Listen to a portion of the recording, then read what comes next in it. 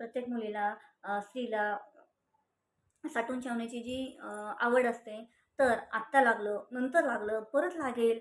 अरे एक्स्ट्रा असेल तर आपल्याला हे नाही सापडलं तर पटकीने हे घेता येईल. असा आपण विचार करत असतो आणि एक्स्ट्रा आपण ती सामग्री आपल्या घरामध्ये आपण ठेवत असतो. तर असं करून आपल्या घरामध्ये एवढ्या वस्तू एक्स्ट्रा साठतात, की त्याच्यामुळे आपल्या घरामध्ये हा पसारा खूप, खूप म्हणजे खूप होतो. असं म्हणत नाही की खूप होतो तो पसारा, पण लागणाऱ्या वस्तूच असतात त्या. पण म्हणतात ना, 1 झालं, 2 झालं, प्रत्येक वस्तू आपल्या घरामध्ये डबल, ट्रिपल हे होत असते.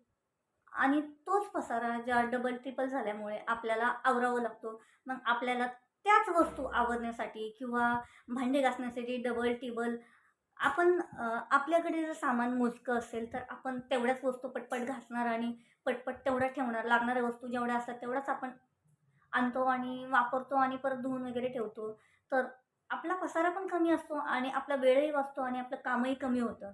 आणि आपल्याकडे जर पसारा जास्त असेल, तर आपलं काय होणार आहे, आपलं कामही वाढणार आहे, आपलं पसाराही वाढणार आहे, आपली जागाही काय म्हणतात जागाही आपली सगळीकडे भरणार आहे. मोकळी अशी जागा कुठे उरणार नाही. जिथे बघेल तिथे नसते का नजरेने जा प्रत्येक ठिकाणी असं सामान वगैरे ठेवलेलं आहे. तर ते सतत आपल्याला असं आवरण्याच्या दृष्टीने बाबा आपल्याला हे करायचं आहे, आपल्याला ते करायचं आहे, तर आपली जी मनस्थिती असते ना, ती सुद्धा आपली बिघडते कधी-कधी ते बघून, पसारा वगैरे बघून.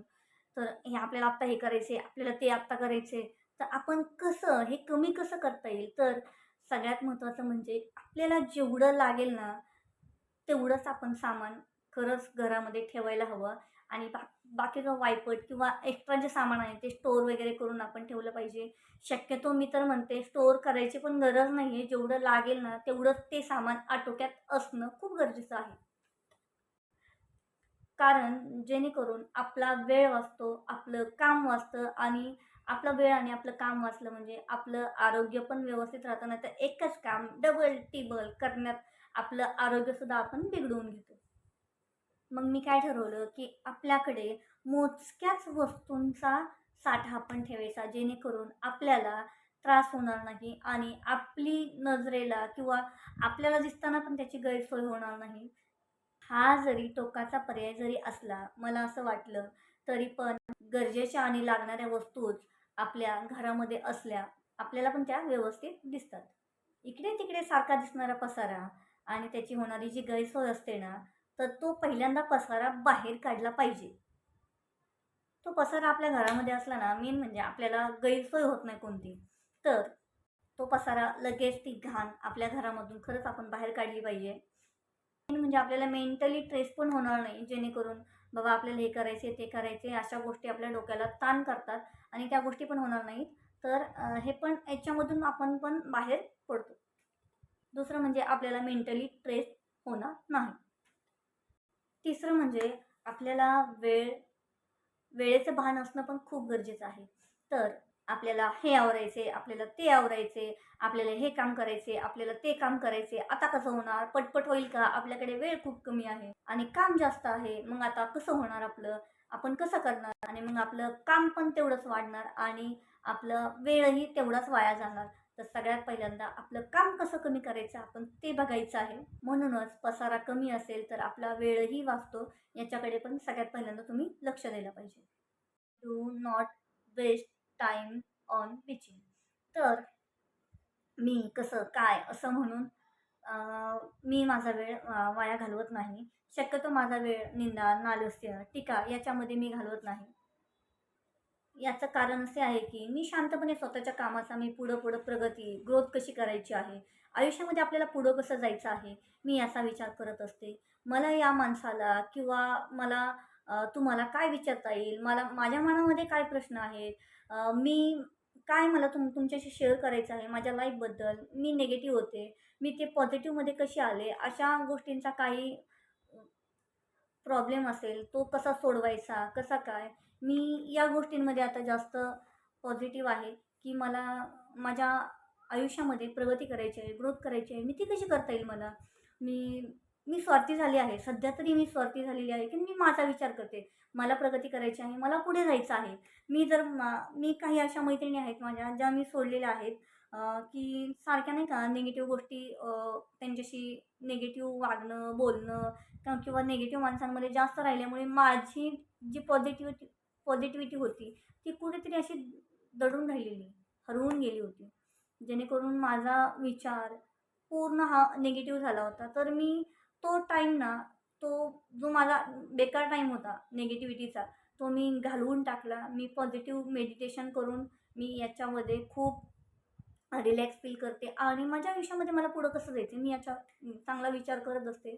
आपल्याला काय करता येईल? हे गॉसिप वगैरे मुलींनी, "अरे बाबा, ह्यानी असं केलं. अरे बाबा, त्यांनी तसं केलं.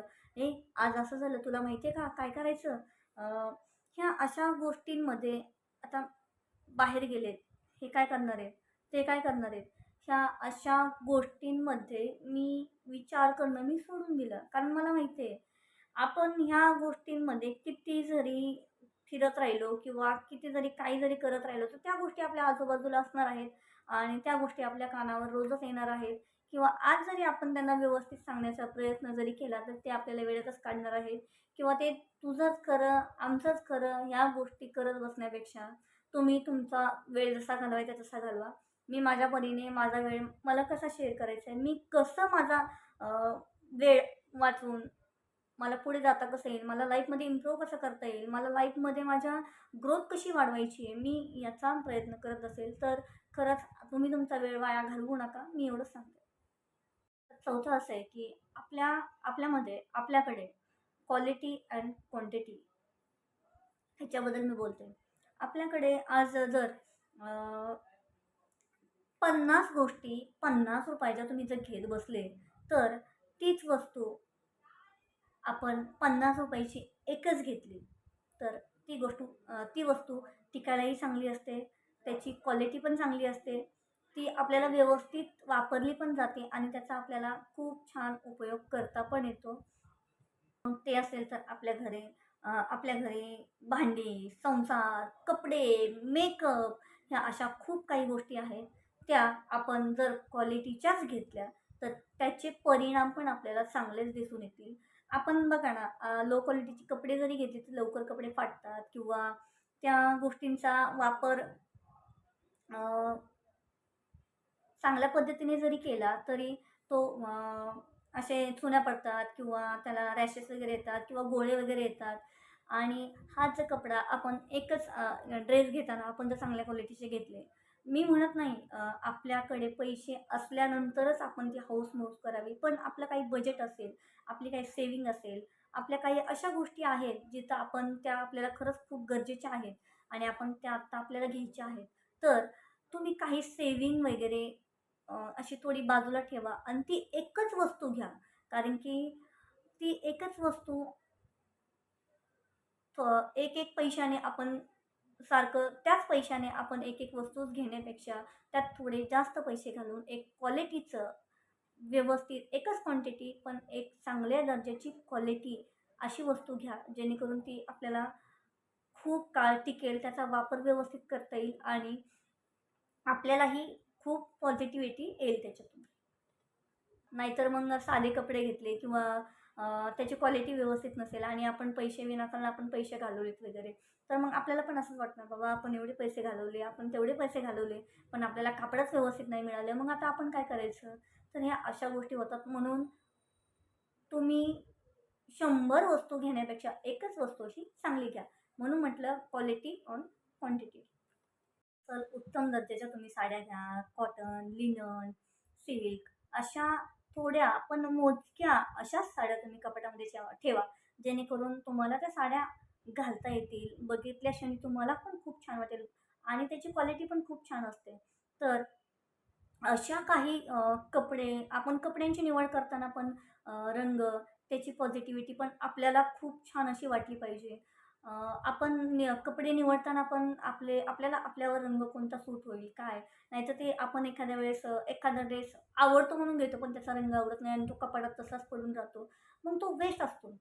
मग ते उचलायचं आणि परत ते घालायचं नाही, काही नाही. कपाटात तसंच ठेवायचं किंवा नाही आवडलं तर कोणाला देऊन टाकायचं. आपले पैसे वेस्ट, टाईम वेस्ट, त्यावेळेस आपला तो कपडा वेस्ट. तर असं न करता तुम्ही साड्यांचं, ड्रेसचं असं कलेक्शन घ्या अस्सल दर्जाचं खूप छान असं कलेक्शन तयार करा आणि ते कपाटामध्ये ठेवा व्यवस्थित.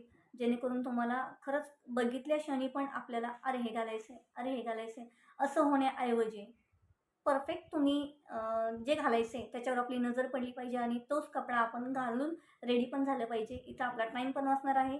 म्हणून म्हटलं क्वालिटी, कपड्याची क्वालिटी आणि क्वांटिटी, कमी क्वांटिटी आणि क्वालिटी गुड असली पाहिजे. म्हणून मी तुम्हाला हे सजेस्ट करते की पैसे आपण स्ट्रगल करत असाल किंवा आपल्याकडे जर त्या काळामध्ये परिस्थिती आपली नाही आहे घेण्यासारखी वगैरे, तर तुम्ही खरंच मी तुम्हाला सांगते, सजेस्ट करते की कमी पैशामध्ये घेण्यापेक्षा तुम्ही थोडी वाट बघा आणि पैसे थोडं बजेट वगैरे सगळं करून एक चांगली वस्तू खरेदी करू शकता तुम्ही सुद्धा. असं म्हणजे असं मी कधीच कोणाला नकारात्मक असं काही असं कधी कोणाला बोलत नाही. शक्यतो मी स्वतःहून तर मी कधीच कोणाला बोलत नाही. मी टाळत असते त्या गोष्टी. पण माझ्या बाबतीत अशा गोष्टी जर होत असतील वारंवार, तर मी त्याला इग्नोर करण्याचं खूप प्रयत्न करत आहे. कारण मी त्यातून आत्ता बाहेर पडत आहे आणि मी तुम्हाला पण तेच सांगते, की जे निगेटिव्ह असेल ना, तर त्याला तुम्ही अव्हॉइड करा. खरंच. त्याला तुम्ही असं बाजूला फेकून द्या. तो व्यक्ती किंवा ती व्यक्ती कोण असेल, आयुष्यामध्ये असेल किंवा एखादी सतत आपल्याला निगेटिव्ह सांगणारी व्यक्ती असेल, की बाबा आपल्याला हे असं कर, तसं कर. पण ती व्यक्तीचा आपल्या आयुष्यामध्ये इम्पॉर्टन्स नसेल ना, तर त्या व्यक्तीबद्दल तुम्ही विचारच करू नका. सोडून टाका, टाकून द्या. जसं आपण एखादं पान लिहितो, चुकले, फाडून टाकतो, तसंच आपल्या आयुष्यामधून त्याला पण काढून टाका. आणि हेच तुमच्या प्रगतीचा, तुमची ग्रोथ करण्याची म्हणतात ना, ग्रोथ आपण करायला पाहिजे, पुढचा आपण मार्ग निवडायला पाहिजे. तर हे आयुष्याचं आपलं हे चुकीचं पान आपण काढून टाकलंच पाहिजे. म्हणून निगेटिव्हला बाय बाय करा आणि पॉझिटिव्हला कमी करा. म्हणून आपल्या आयुष्यामध्ये काही निगेटिव्ह गोष्टी घडत असतील किंवा निगेटिव्ह वस्तू ज्या आहेत आपल्या घरात सतत कानावर येत असतात, भांडणं होत असतात, ह्या होत असतात. काही असे निगेटिव्ह सांगणारी लोकं पण असतात आजूबाजूला. तर त्या गोष्टींकडे, त्या गोष्टींचा आपल्यामध्ये, आपल्या शरीरामध्ये, आपल्या संसारावर, आपल्या माइंडवर म्हणजे आपल्या शरीरावर, आपल्या मनस्थितीवर पण त्याचा खरंच प्रभाव पडत असतो. तर मी तुम्हाला असं म्हणते, की निगेटिव्ह गोष्टी खरंच तुम्ही बाजूला टाकून द्या आणि तुम्ही पॉझिटिव्ह विचार करायला सुरुवात करा. 6वं म्हणजे पॉझिटिव्ह. खरंच पॉझिटिव्ह हा शब्द जरी ऐकला ना, तरी खरंच खूप छान वाटतं. कारण की मी निगेटिव्हमधून मी आत्ता पॉझिटिव्हमध्ये खरंच आलेली आहे.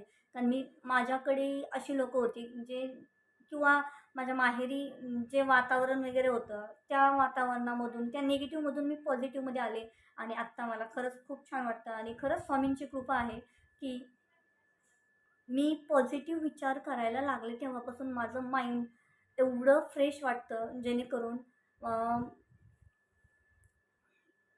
आपली जी विचार करण्याची पद्धत असते किंवा आपली बोलण्याचं टोनिंग असतं, हे सगळं चेंज होतं. आपण स्वतःला खूप चेंज करतो.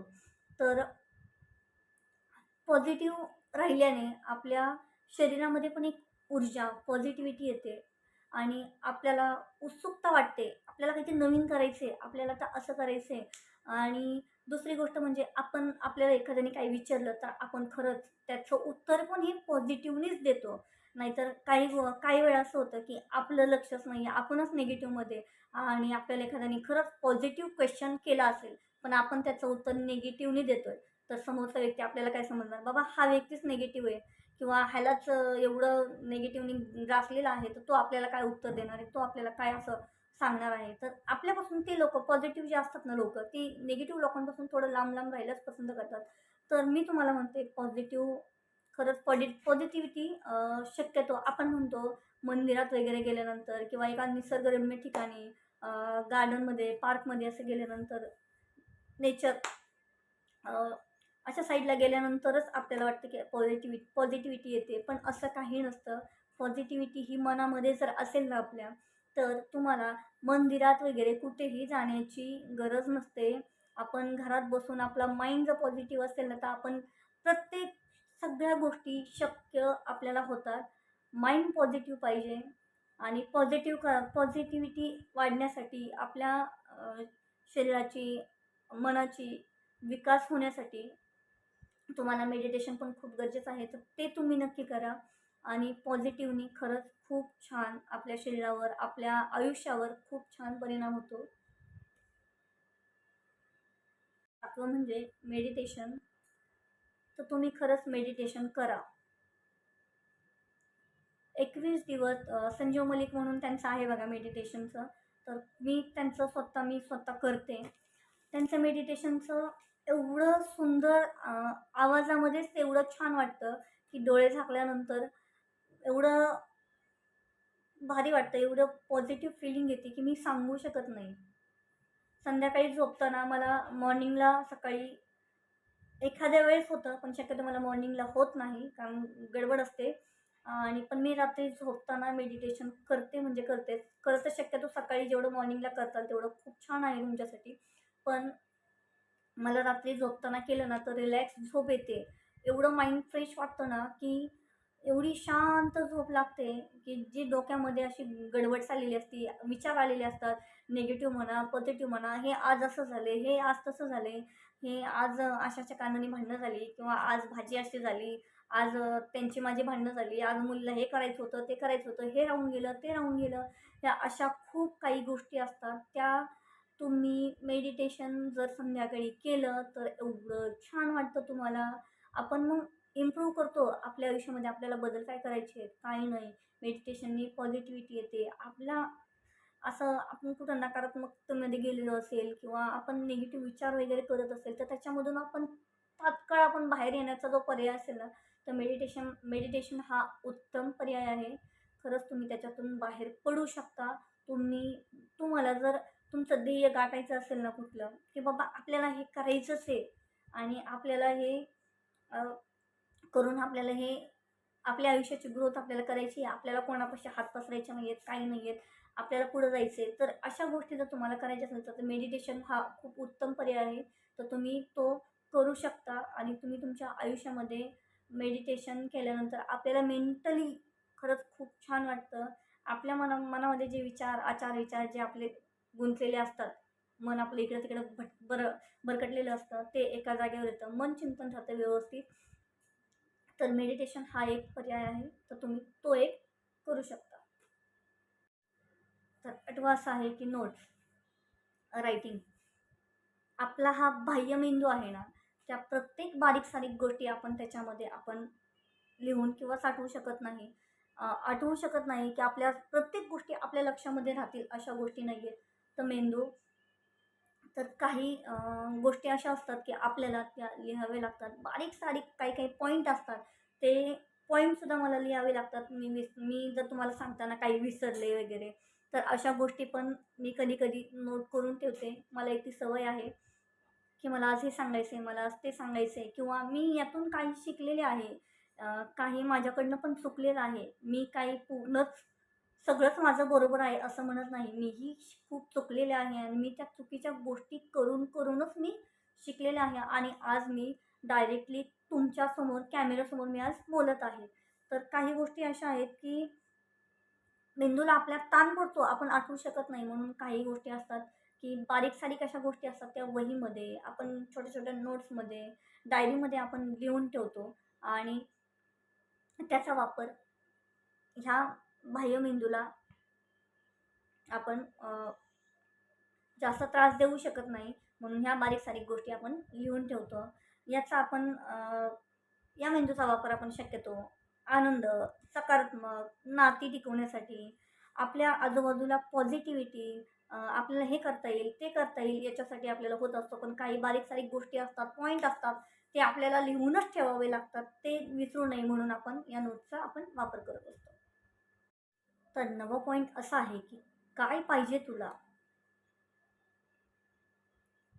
आयुष्यामध्ये आपल्याला काय पाहिजे? आपल्याला कोणतं ध्येय गाठायचं आहे? आपल्या मनामध्ये काही अशा गोष्टी आहेत, की त्या सुचत नाही आहेत. आपल्याला करायच्या आहेत, पण आपल्याला त्या आठवत नाही आहेत. हे करायचे, ते करायचे, पण नेमकं काय करायचे? ते आपण मनामध्ये आतमधून एवढं उचंबळून गेलेलो असतो किंवा एवढं गोंधळून गेलेलो असतो, किंवा आपण निगेटिव्हमध्ये असतो किंवा आपल्याला काही गोष्टी अशा असतात की आपल्या मनामध्ये सारखे आपण विचार करत असतो की आपल्याला नेमकं काय करायचं आहे, आपल्याला नेमकं काय पाहिजे हे आपल्याला कळत नसतं. तर या गोष्टीचं आपल्याला या प्रश्नाचं उत्तर पाहिजे असेल तर खरंच तुम्ही डोळे झाका, एक दीर्घ श्वास घ्या आणि मग त्यावेळेस तुम्ही तुमच्या मनाला विचारा, आपल्याला नेमकं काय पाहिजे? आपल्याला काय करायचं आहे? आपण आयुष्यामध्ये आपल्याला काय करता येईल? आपण त्या गोष्टीचा विचार करायचा आहे व्यवस्थित एकत्रपणे. नाहीतर कधी-कधी असं होतं, की मी माझ्या मनामध्ये गुंतलेले असते. काय विचार डोक्यात चाललेला असतो ते मला पण कळत नाही. मग तिकडून इकडं, इकडून तिकडं, ह्या रूममधून त्या रूममध्ये वगैरे करत असते. कधी-कधी असं होतं, की टीव्ही लावलेला असतो, पण मनामध्ये दुसरेच विचार चाललेले असतात. समोर चित्र बघत असते, पण मनामध्ये वेगळंच काहीतरी चाललेलं असतं. हे कळतच नाही. कधी-कधी फोनवर कधी-कधी बोलत असते, त्यावेळेस पण ती व्यक्ती समोरची जी आहे ती बोलत असते, पण ती नेमकं काय करते, काय बोलते हे पण मला समजत नसतं. मी तर कधी-कधी या अशा गोष्टी पण होत असतात. तर स्वतःला तुम्ही विचारा, की तुम्हाला काय पाहिजे? आयुष्यामध्ये तुम्हाला काय करायचंय, काय नाही, कोणतं ध्येय गाठायचंय, ते कसं गाठता येईल त्याच्यावर तुम्ही विचार करा. हा मनाला तुम्ही खरंच प्रश्न विचारा, की तुम्हाला नेमकं काय पाहिजे आयुष्यामध्ये? तरच तुम्ही पुढे जाणार, नाहीतर तुम्ही तिथेच अडकून राहणार. 10वं असं, की आपल्याला आपलं ध्येय गाठायचं आहे. आपलं ध्येय काय? मी हे का करतीये? मला हे का पाहिजे? आपल्याला कशासाठी हे करायचंय? ध्येय गाठणं गरजेचं आहे. स्वतःमध्ये सेल्फ स्वतः काहीतरी केलं पाहिजे. आपल्याला कुणी नावं नाही ठेवली पाहिजे. आपल्याला स्वतःच्या हिमतीवर, स्वतःच्या पैशाने आपल्याला काहीतरी करता आलं पाहिजे. आपल्या आई-वडिलांना, आपल्या बहिणींना, आपल्या भावंडांना आपल्याला काहीतरी करता आलं पाहिजे. स्वतःच्या मालकीच्या, हक्काच्या पैशाने आपल्याला काहीतरी करता आलं पाहिजे. म्हणून आपलं ध्येय काय आहे, ते आपण पहिल्यांदा स्वीकारलं पाहिजे. आपण आपल्या मनाला विचारलं पाहिजे, आपल्याला काय करायचंय? आपलं मूळ उद्दिष्ट काय आहे? आपल्याला आपला हेतू काय आहे? आपल्याला सुरुवात आपण जिथून केलेली आहे, ती सुरुवात आपली योग्य आहे का? ती वेळ योग्य आहे का? याचा खरंच तुम्ही विचार करा. अजून दुसरं सांगते म्हणजे प्रत्येक गोष्ट आपल्या आयुष्यामध्ये जी घडत असते, ती प्रत्येक गोष्ट चुकीची असते, बरोबर असते, हे डोक्यातून अजिबात काढून टाका. फक्त तुम्हाला ध्येय गाठायचं आहे. पण असं नाही आहे, की तुम्ही शॉर्टकट वापरा आणि तुमचं ध्येय गाठा. असं नका करू. तुम्ही हळू-हळू प्रोग्रेस करा तुमच्या आयुष्यामध्ये. पण तुम्हाला ते ध्येय गाठायचं आहे, करायचं आहे.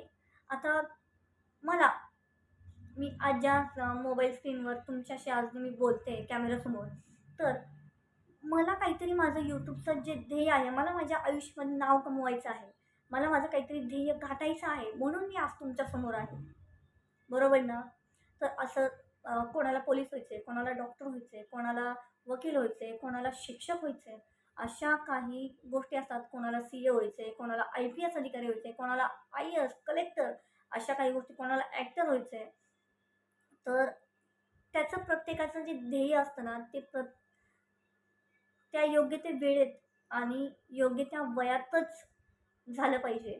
तरच आपण खरंच आयुष्यामध्ये खूप पुढे जाऊ शकतो. आणि आपण म्हणतो, की आपण स्वतःला बदलायचं किंवा बदललं जातं आपण. हे फक्त ज्या त्या वयातच बदललं जातं असं नाही आहे. आपण कोणत्याही वयामध्ये आपण स्वतःमध्ये बदल घडवू शकतो. आपण स्वतःला बदलवू शकतो आणि आपण पूर्ण आपल्या फॅमिलीला पण बदलवू शकतो. ती तर पॉझिटिव्हिटी ते आपल्या माइंडमध्ये आपण जर विचारच केला, की आपल्याला घरच्यांना पण बाबा सोबत घेऊनच आपल्याला पुढं जायचं आहे, तर ते तुम्ही नक्कीच करू शकता. तुमच्यामध्ये तेवढं आहे आणि ते तुम्ही नक्कीच करू शकता. पण आपल्याला ध्येय आपल्याला काय गाठायचं आहे? आपल्या आई-वडिलांना, आपल्या सासू-सासऱ्यांना, आपल्या पूर्ण संसार आपल्याला कसा करायचा आहे, काय वगैरे. आपल्या मुलाबाळांना पण आपल्या कोणत्या ध्येयापर्यंत त्यांना पाठवायचं आहे किंवा त्यांचं ध्येय काय असेल. आपल्याला त्यांच्यासाठी हे करायचं आहे, ते करायचं आहे. आपल्याला घरदार करून ठेवायचे आपल्या मुलांसाठी. मग आपल्याला ते ध्येय गाठायचे म्हणल्यानंतर आपल्याला स्वतः काहीतरी काम वगैरे केलं पाहिजे. हे अशा काही गोष्टी आहेत, त्या तुम्ही ध्येय गाठण्यासाठी योग्य ती वेळ निवडा. तुमचं ध्येय काय आहे, त्या उद्दिष्टात, त्या हेतूपर्यंत तुम्ही जावा आणि तुम्ही तुमचं ध्येय गाठा. तर नक्कीच हा व्हिडिओ तुम्हाला आवडला असेल. हा मोटिवेशनल व्हिडिओ होता. जेणेकरून मी आता निगेटिव्हमधून मी पॉझिटिव्ह विचार करत करत मी ह्या गोष्टी करत आलेल्या आहे आणि मी पॉझिटिव्ह थिंकिंग मी विचार करते तो, म्हणून मी यातून बाहेर पडत चाललेले आहे. तर तुम्हाला हा व्हिडिओ नक्कीच आवडला असेल तर व्हिडिओला लाईक करा, सबस्क्राईब करा, पुढे शेअर करा. धन्यवाद.